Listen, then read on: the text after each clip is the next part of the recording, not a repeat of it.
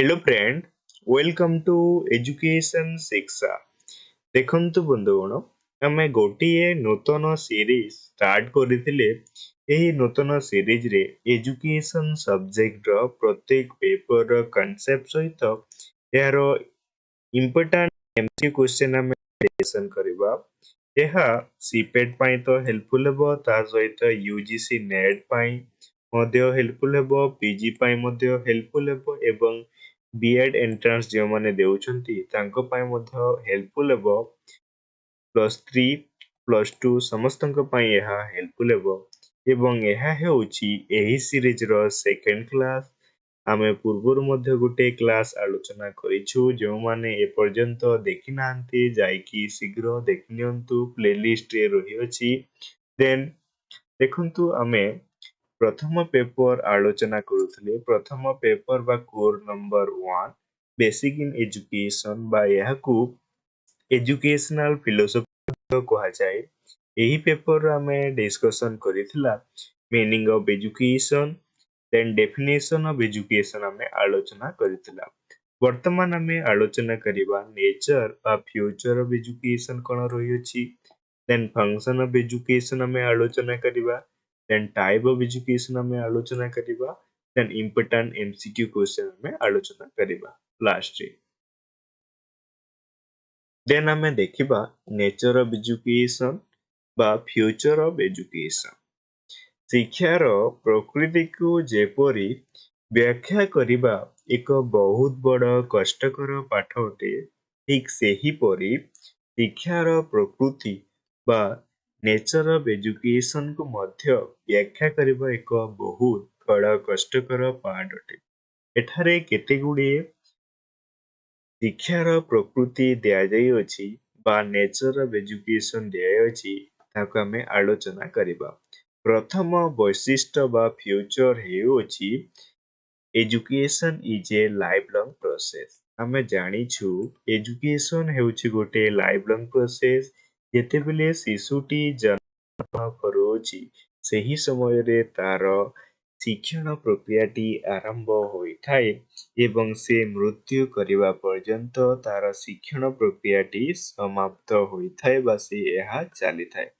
ଯେତେବେଳେ ଶିଶୁଟି ମୃତ୍ୟୁବରଣ କରୁଛି ତାର ମଧ୍ୟ ଶିକ୍ଷଣ ପ୍ରକ୍ରିୟା ସମାପ୍ତ ହେଇଯାଉଛି। ତେଣୁ ଯଦି ଆମେ ଦେଖିବା ଏହି ଅନୁସାରେ ବା ଏହା ଅର୍ଥ ଅନୁସାରେ ଶିକ୍ଷା ହେଉଛି ଗୋଟେ life long process. Then next ବୈଶିଷ୍ଟ୍ୟ ବା ନେଚର ହେଉଛି education is a systematic process. ଏହି ଅର୍ଥ ଅନୁସାରେ ବା ଏହି ବୈଶିଷ୍ଟ୍ୟ ଅନୁସାରେ ଶିଶୁ ଯେତେବେଳେ ଜନ୍ମ ଗ୍ରହଣ କରିଥାଏ ସେ ପ୍ରଥମେ ତାର ଫ୍ୟାମିଲି ବା ପରିବାର ଠାରୁ ସେ ଶିକ୍ଷା ଗ୍ରହଣ କରିଥାଏ। ଦେନ୍ କିଛି ବର୍ଷ ଗଲା ପରେ ସେ ସ୍କୁଲ ବା ବିଦ୍ୟାଳୟକୁ ଯାଇଥାଏ। ଦେନ୍ ସେ କଲେଜକୁ ଯାଇଥାଏ, ଦେନ୍ ୟୁନିଭର୍ସିଟି, ଦେନ୍ ବିଭିନ୍ନ ପୁସ୍ତକ, ବିଭିନ୍ନ ଅନୁଷ୍ଠାନ, ବିଭିନ୍ନ ଲାଇବ୍ରେରୀ, ବିଭିନ୍ନ ବ୍ୟକ୍ତିଙ୍କ ଠାରୁ ସେ ଶିକ୍ଷା ଗ୍ରହଣ କରିଥାଏ ଏବଂ ଏହା ଗୋଟେ ସିଷ୍ଟମେଟିକ୍ ୱେରେ ହୋଇଥିବା ଯୋଗୁଁ ଆମେ ଏହାକୁ ଗୋଟେ କହିପାରିବା education is a systematic process. Then next ବୈଶିଷ୍ଟ୍ୟ ହେଉଛି education is the wider in nature. ଏଜୁକେସନର ପ୍ରକୃତି ହେଉଛି ବୃହତ୍ତମ। କିପରି ନା ଆମେ ଜାଣିଛୁ ଗୋଟେ ବ୍ୟକ୍ତି ବା ଶିଶୁଟି ବିଭିନ୍ନ ଅନୁଷ୍ଠାନରୁ ସେ ଶିକ୍ଷା ଗ୍ରହଣ କରିଥାଏ, ବିଭିନ୍ନ ବ୍ୟକ୍ତିଙ୍କ ଠାରୁ ସେ ଶିକ୍ଷା ଗ୍ରହଣ କରିଥାଏ, ବିଭିନ୍ନ ସୋସାଇଟି ଠାରୁ ସେ ଶିକ୍ଷା ଗ୍ରହଣ କରିଥାଏ। ସେ ବିଭିନ୍ନ ପୃଥିବୀର ଯେଉଁ ସବୁ ଘଟଣା ଗୁଡ଼ିକ ରହିଅଛି, ଆମ ପରିବେଶରେ ଯାହା ରହିଅଛି, ସେ ସବୁ କିଛିରୁ କିଛି ନା କିଛି ସେ ଶିକ୍ଷା ଗ୍ରହଣ କରିଥିବାରୁ ଆମେ କହିପାରିବା କି ଏଜୁକେସନର ପ୍ରକୃତି ହେଉଛି ବୃହତ୍ତମ ବା ବଡ଼। ଦେନ୍ ନେକ୍ସଟ ଇମ୍ପୋର୍ଟାଣ୍ଟ ନେଚର ବା ଫ୍ୟୁଚର ହେଉଛି education is a continuous process. ଆମେ ଜାଣିଛୁ ଏଜୁକେସନ୍ ହେଉଛି ଗୋଟେ କଣ୍ଟିନ୍ୟୁଅସ୍ ପ୍ରୋସେସ୍ ବା ନିରବଚ୍ଛିନ୍ନ ପ୍ରକ୍ରିୟା। ଯେତେବେଳେ ଶିଶୁଟି ଜନ୍ମ ଗ୍ରହଣ କରୁଛି ତାର ଶିକ୍ଷଣ ପ୍ରକ୍ରିୟାଟି ଆରମ୍ଭ ହୋଇଥାଏ ଏବଂ ସେ ମୃତ୍ୟୁ କରିବା ପର୍ଯ୍ୟନ୍ତ ଏହା କଣ୍ଟିନ୍ୟୁଅସ୍ ଭାବରେ ଚାଲିଥାଏ। ଶିଶୁଟି ବିଭିନ୍ନ ପୁସ୍ତକ, ବିଭିନ୍ନ ବ୍ୟକ୍ତି, ବିଭିନ୍ନ ପରିବେଶରୁ ସେ ଶିକ୍ଷା ଗ୍ରହଣ କରିଥିବାରୁ ଏବଂ ଏହା ସେ କଣ୍ଟିନ୍ୟୁଅସ୍ ଭାବରେ କରୁଥିବାରୁ ଆମେ ଏହାକୁ କହିପାରିବା education is a continuous process ବା ଶିକ୍ଷା ହେଉଛି ଗୋଟେ ନିରବିଚ୍ଛିନ୍ନ ପ୍ରକ୍ରିୟା। ଓକେ, ଦ ନେକ୍ସଟ କନସେପ୍ଟ ବା ନେକ୍ସଟ ଫ୍ୟୁଚର ହେଉଛି education is a modification of behaviour. Education କଣ କରିଥାଏ ନା ଆମ ହ୍ୟୁମାନ ବିହେଭିୟରକୁ ସେ ମଡିଫିକେସନ କରିଥାଏ। କିପରି ଭାବରେ ନା ଆମେ ଏଜୁକେସନ ଗ୍ରହଣ କଲା ପରେ ଆମର ଯେଉଁ ପୂର୍ବ ବିହେଭିୟର ରହିଥାଏ ବା ପୂର୍ବ ଗୁଣ ଗୁଡ଼ିକ ରହିଥାଏ ତାହାକୁ ଆମେ ମଡିଫିକେସନ କରିପାରିଥାଉ। କାହା ଦ୍ୱାରା ନା ଏଜୁକେସନ ଦ୍ୱାରା। ଯେତେବେଳେ ଆମେ ପୂର୍ବ ଜ୍ଞାନ ରହିଅଛି ତାର ନୂତନ ଜ୍ଞାନ ଆହରଣ କଲା ପରେ ଆମେ କିଛି ନୂତନ ଜ୍ଞାନ ଆହରଣ କରିକି ଆମର ବିହେଭିୟରକୁ ଯେଉଁ କୁ ବିହେଭିୟର ରହିଅଛି ତାକୁ ଆମେ ସୁବିହେଭିୟରରେ ପରିବର୍ତ୍ତନ କରିଥାଉ। ତେଣୁ ଯଦି ଆମେ କହିପାରିବା education is the modification of behaviour. ବ୍ୟକ୍ତି ବା ଶିଶୁର ବିହେଭିୟରକୁ ଏଜୁକେସନ ଦ୍ୱାରା ଆମେ ମଡିଫାଏ କରିପାରିବା। ଦେନ୍ 6 ଇମ୍ପୋର୍ଟାଣ୍ଟ ନେଚର ହେଉଛି ଏଜୁକେସନ ଇଜ ଟ୍ରେନିଂ। କିପରି ଭାବରେ ଏହା କହିଥାଏ ନା ଏଜୁକେସନ ଆମର ଯେଉଁ ବିହେଭିୟର ରହିଅଛି ତାହାକୁ ପରିବର୍ତ୍ତନ ତ କରିଥାଏ। ତେଣୁ ଆମେ କହିପାରିବା ମଡିଫିକେସନ ବିହେଭିୟର। ଦେନ୍ ଟ୍ରେନିଂ କିପରି କରିଥାଏ ନା ଆମେ ଯେଉଁ ନୂତନ ସ୍କିଲ୍ ଶିଖୁଅଛୁ, ନୂତନ ଦକ୍ଷତା ରହୁଅଛି କାହା ମାଧ୍ୟମରେ ଆସିଥାଏ ତାହା ମଧ୍ୟ ଆମ ଏଜୁକେସନ ମାଧ୍ୟମରେ ଆସିଥାଏ। ତେଣୁ ଆମେ କହିପାରିବା ଏଜୁକେସନ ଇଜ ଏ ଟ୍ରେନିଂ।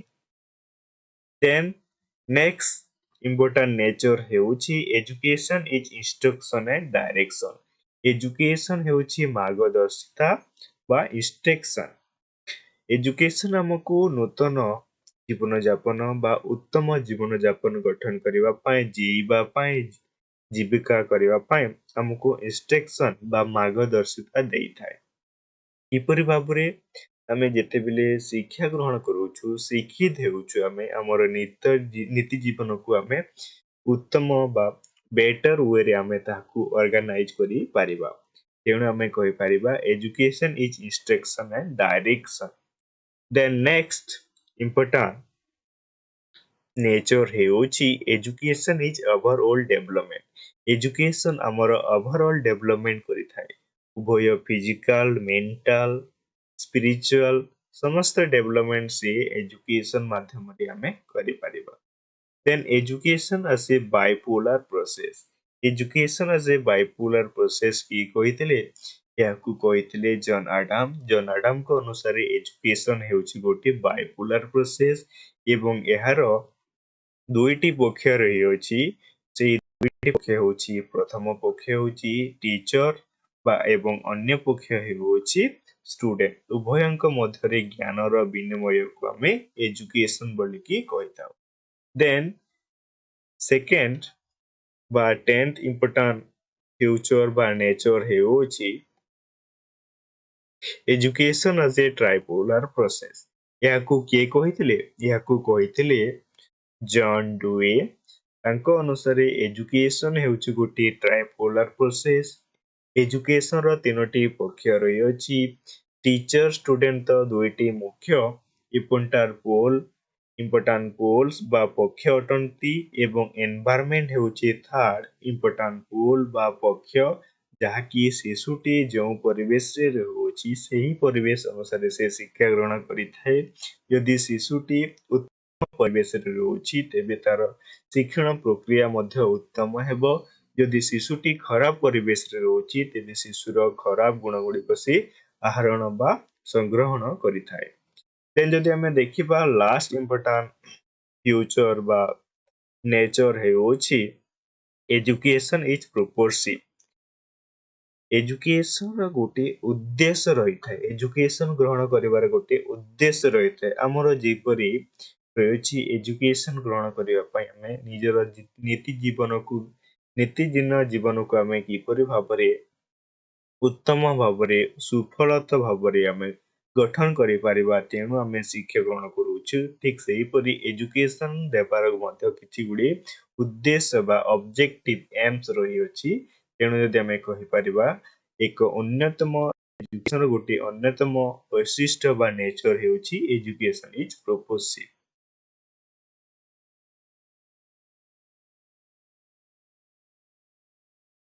ଦେନ୍ ଯଦି ଆମେ ଦେଖିବା ଫଙ୍କସନ ଅଫ ଏଜୁକେସନ,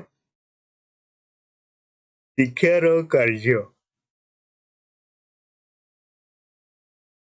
ସାଧାରଣତଃ ଶିକ୍ଷାର କାର୍ଯ୍ୟକୁ ତିନି ଭାଗରେ ବିଭକ୍ତ କରାଯାଇଅଛି। ପ୍ରଥମଟି ଫଙ୍କସନ୍ ଟୁୱାର୍ଡ ଇଣ୍ଡିଭିଜୁଆଲ, ବ୍ୟକ୍ତି ପ୍ରତି ଶିକ୍ଷାର କାର୍ଯ୍ୟ। ସେକେଣ୍ଡଟି ହେଉଛି ଫଙ୍କସନ୍ ଟୁୱାର୍ଡ ସୋସାଇଟି, ସମାଜ ପ୍ରତି ଶିକ୍ଷାର କାର୍ଯ୍ୟ। ଦେନ୍ ଥାର୍ଡ ହେଉଛି ଫଙ୍କସନ୍ ଟୁୱାର୍ଡ ନେସନ୍, ଦେଶ ପାଇଁ ଶିକ୍ଷାର କାର୍ଯ୍ୟ। ଏହିପରି ଭାବରେ ଶିକ୍ଷାର କାର୍ଯ୍ୟକୁ ତିନି ଭାଗରେ ବିଭକ୍ତ କରାଗଲା: function toward individual, function toward society, function toward nation. Then ଯଦି ଆମେ ଦେଖିବା ଫଙ୍କସନ୍ ଟୁୱାର୍ଡ ଇଣ୍ଡିଭିଜୁଆଲ, ଶିକ୍ଷାର ବ୍ୟକ୍ତିଗତ କାର୍ଯ୍ୟ କ'ଣ ଅଟେ? ତେବେ ବ୍ୟକ୍ତିଗତ କାର୍ଯ୍ୟ ମଧ୍ୟରେ ଡେଭଲପମେଣ୍ଟ ଅଫ୍ ଇନବର୍ନ ପୋଟେନ୍ସିଆଲିଟି, ଶିଶୁର ଇନବର୍ନ ଗୁଣ ଗୁଡ଼ିକ ଯେଉଁ ରହିଅଛି, ଜନ୍ମଗତ ଗୁଣ ରହିଅଛି, ତାର ବିକାଶ କରିବା। ଦେନ୍ ସେକେଣ୍ଡ ହେଉଛି ମଡିଫିକେସନ୍ ଅଫ୍ ବିହେଭିୟର, ଶିଶୁର ବିହେଭିୟରକୁ ମଡିଫିକେସନ୍ ବା ଡେଭଲପମେଣ୍ଟ କରିବା। ଦେନ୍ ଅଲରାଉଣ୍ଡ ଡେଭଲପମେଣ୍ଟ କରିବା। ଦେନ୍ ପ୍ରିପେୟାରିଂ ଫର ଦ ଫ୍ୟୁଚର ଲାଇଫ୍, ଶିଶୁକୁ ଫ୍ୟୁଚର ଲାଇଫ୍ ପାଇଁ ପ୍ରସ୍ତୁତ କରିବା। ଦେନ୍ ଫିଫ୍ଥ ହେଉଛି ଡେଭଲପିଂ ପର୍ସନାଲିଟି, ଶିଶୁର ବ୍ୟକ୍ତିତ୍ୱର ବିକାଶ କରିବା। ଦେନ୍ ହେଲ୍ପିଂ ଫର ଏଡଜଷ୍ଟେବିଲିଟି ବା ଆଡଜଷ୍ଟମେଣ୍ଟ, ଫ୍ୟୁଚର ଲାଇଫ୍ ପାଇଁ ବିଭିନ୍ନ ପରିବେଶ ପାଇଁ ଶିଶୁଟିକୁ ଖାପ ଖୁଆଇ ଚଳିବା ପାଇଁ ପ୍ରସ୍ତୁତ କରିବା ହେଉଛି ଶିକ୍ଷାର ଏକ ବୃହତ୍ତମ ବ୍ୟକ୍ତିଗତ କାର୍ଯ୍ୟ। ଦେନ୍ ଯଦି ଆମେ ଦେଖିବା ସୋସାଇଟି ପ୍ରତି ଶିକ୍ଷାର କାର୍ଯ୍ୟ କ'ଣ ସବୁ ରହିଅଛି, ଦେନ୍ ସୋସିଆଲ ଚେନ୍ ଆଣ୍ଡ କଣ୍ଟ୍ରୋଲର ଡେଭଲପମେଣ୍ଟ କରିବା। ଆମ ପରିବେଶରେ ଯେଉଁ ସମାଜ ସୃଷ୍ଟି ହୋଇଛି ତାହାର ବିଭିନ୍ନ ରୀତିନୀତି ରହିଅଛି, ତାହାକୁ କଣ୍ଟ୍ରୋଲ କରିବା, ଚେଞ୍ଜ କରିବା, ଆବଶ୍ୟକ ସ୍ତରରେ ଚେଞ୍ଜ କରିବା ହେଉଛି ପ୍ରଥମ ସମାଜ ପ୍ରତି ଶିକ୍ଷାର କାର୍ଯ୍ୟ। ଦେନ୍ ସେକେଣ୍ଡ ହେଉଛି reconstruction of experience. Then third ହେଉଛି development of social and moral value, ସମାଜରେ ଯେଉଁ ସୋସିଆଲ ଏବଂ ମୋରାଲ ଭ୍ୟାଲୁ ରହିଛି ତାହାର ବିକାଶ କରିବା। ଦେନ୍ ଫୋର୍ଥ ହେଉଛି ପ୍ରୋଭାଇଡିଂ ଅପରଚ୍ୟୁନିଟି ଅର୍ ଇକ୍ୱାଲିଟି, ସମାଜକୁ ଅପରଚ୍ୟୁନିଟି ପ୍ରୋଭାଇଡ କରିବା ଏବଂ ସମାଜରେ ଇକ୍ୱାଲିଟି ବଜାୟ ରଖିବା ପାଇଁ ଶିକ୍ଷାର କାର୍ଯ୍ୟ ରହିଅଛି। ଦେନ୍ ଯଦି ଆମେ ଦେଖିବା ନେସନ୍ ପ୍ରତି ଶିକ୍ଷାର କାର୍ଯ୍ୟ କ'ଣ ସବୁ ରହିଅଛି, ଟ୍ରେନିଂ ଫର ଲିଡରସିପ୍, ଗୋଟିଏ ଉତ୍ତମ ଲିଡରସିପ୍ ଗଠନ କରିବା ପାଇଁ ଶିକ୍ଷାର ପ୍ରଥମ କାର୍ଯ୍ୟ ହେଉଛି ଦେଶ ପ୍ରତି। ନ୍ୟାସନାଲ ଇଣ୍ଟିଗ୍ରେସନ୍, ଜାତୀୟ ସଂହତି ଦେଶରେ କିପରି ଭାବରେ ବଜାୟ ରହିବ ତାହାର କାର୍ଯ୍ୟ ମଧ୍ୟ ଶିକ୍ଷା କରିଥାଏ। ଟୋଟାଲ ନ୍ୟାସନାଲ ଡେଭଲପମେଣ୍ଟ, ଆମ ଦେଶ କିପରି ଭାବରେ ବିଭିନ୍ନ ଦେଶ କିପରି ଭାବରେ ବିକାଶ ହୋଇପାରିବ ତା ପ୍ରତି ମଧ୍ୟ ଶିକ୍ଷାର ଗୋଟିଏ ବଡ଼ ଭୂମିକା ରହିଅଛି। Then inculcation of civic and social responsibility, ଆମ ସମାଜରେ ବା ଆମ ଦେଶରେ ଯେଉଁ ରେସ୍ପନ୍ସିବିଲିଟି ବ୍ୟକ୍ତିମାନଙ୍କ ସୋସାଇଟି ମାନଙ୍କର ରହିଅଛି ତାହାକୁ କିପରି ଭାବରେ ଭଲ ଭାବରେ ତୋଲା ଯାଇପାରିବ ତାହାର ମଧ୍ୟ କାର୍ଯ୍ୟ ଶିକ୍ଷା କରିଥାଏ।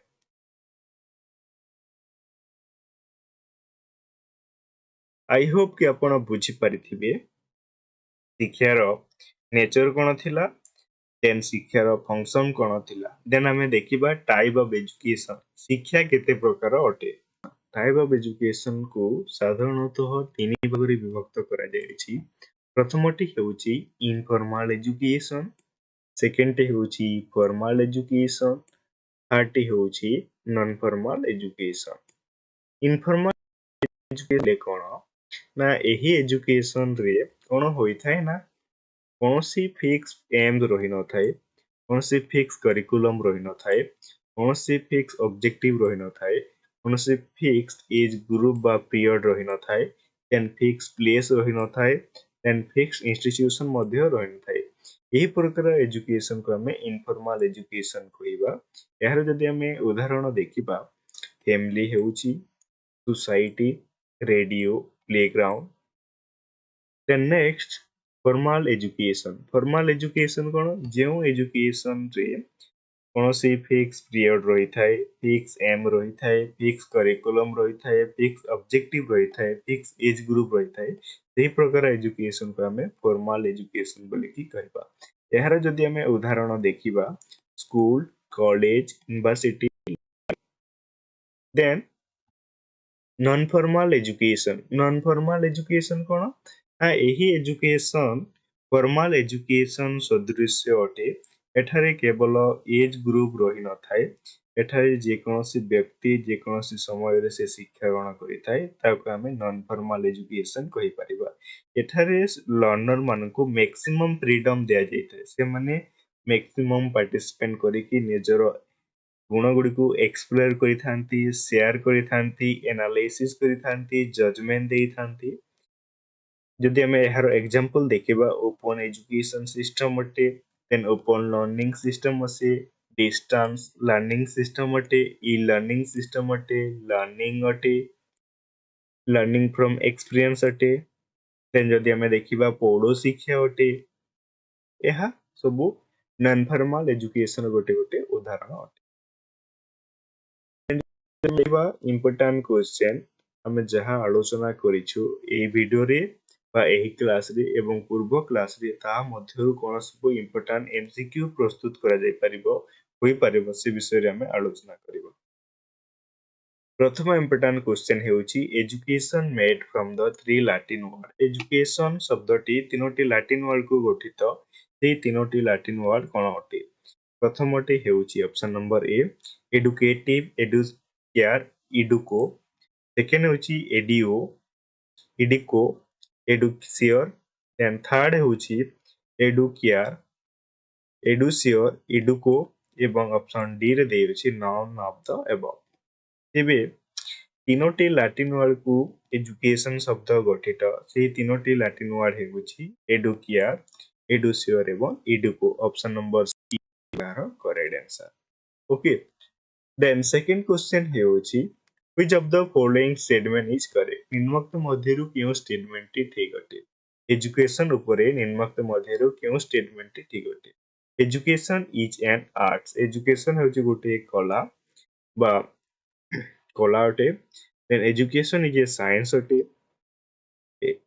It is neither an art और साइंस एहा साइंस अटे नहले आर्ट अटे देन एहा को ऑप्शन नंबर डी देउची सम एक्सटेंड इट आर्ट्स केतेक व्यक्ति याकू आर्ट्स बोली व्याख्या करिथांती एवं सम एक्सटेंड इट साइंस केतेक व्यक्ति याकू साइंस बोली की व्याख्या करिथांती तेबे निम्नोक्त मध्यरु केउ ऑप्शन टी ठीक हेबो तेबे जदि आमे देखिबा एजुकेशन को केतेक शिक्षाविद आर्ट बोली की व्याख्या करिथांती एवं केतेक शिक्षा को साइंस बोली की मध्य व्याख्या करिथांती ऑप्शन नंबर डी होई जबे यार करेक्ट आंसर ओके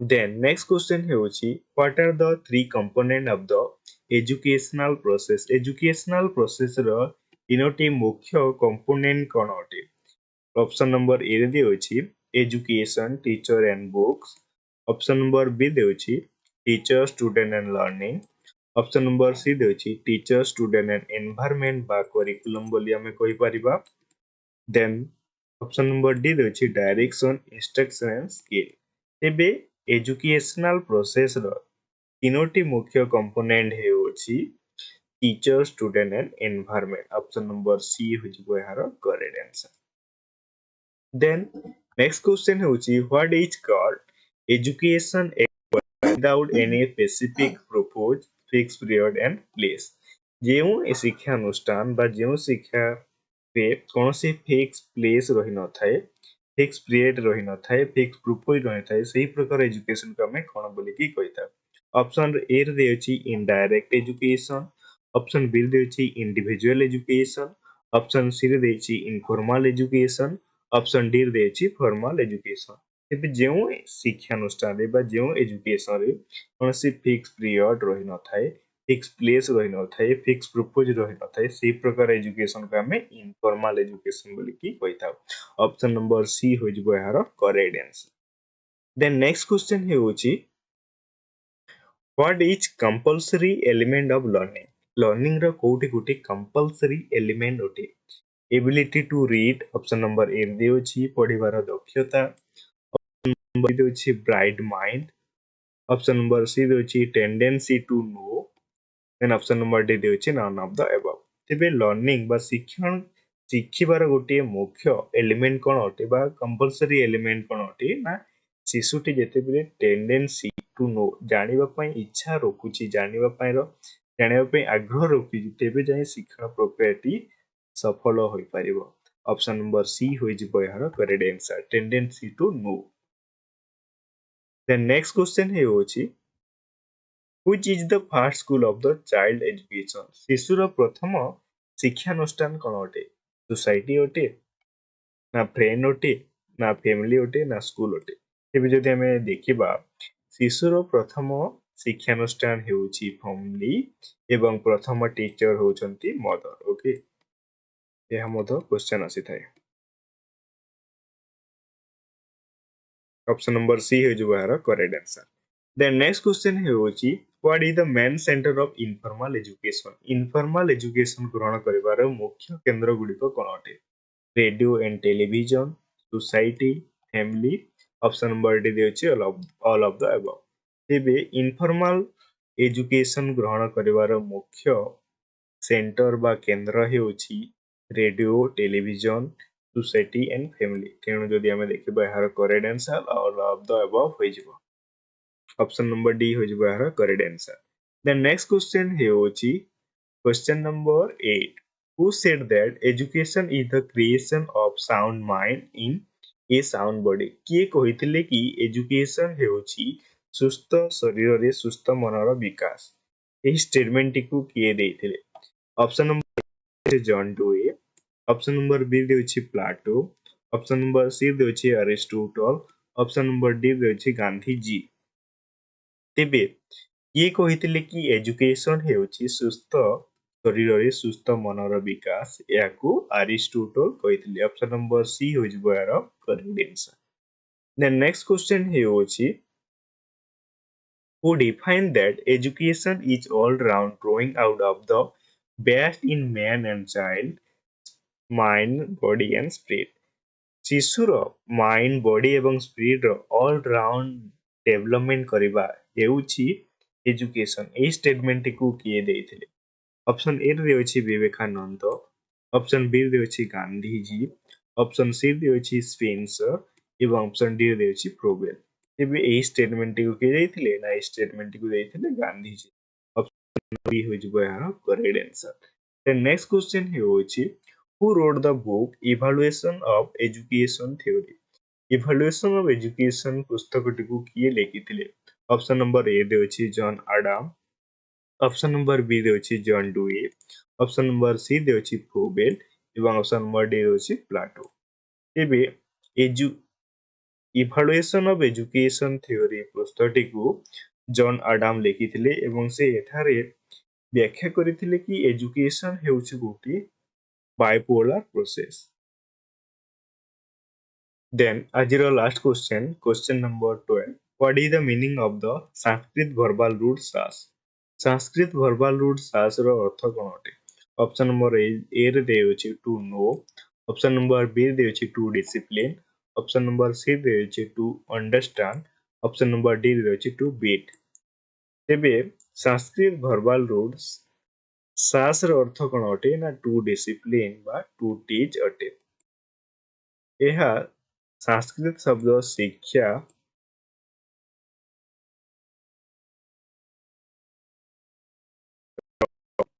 ସାସ ଶବ୍ଦରୁ ଏହା ଆସିଅଛି, ଆମେ ପଢିଥିଲା ମଧ୍ୟ ପୂର୍ବରୁ।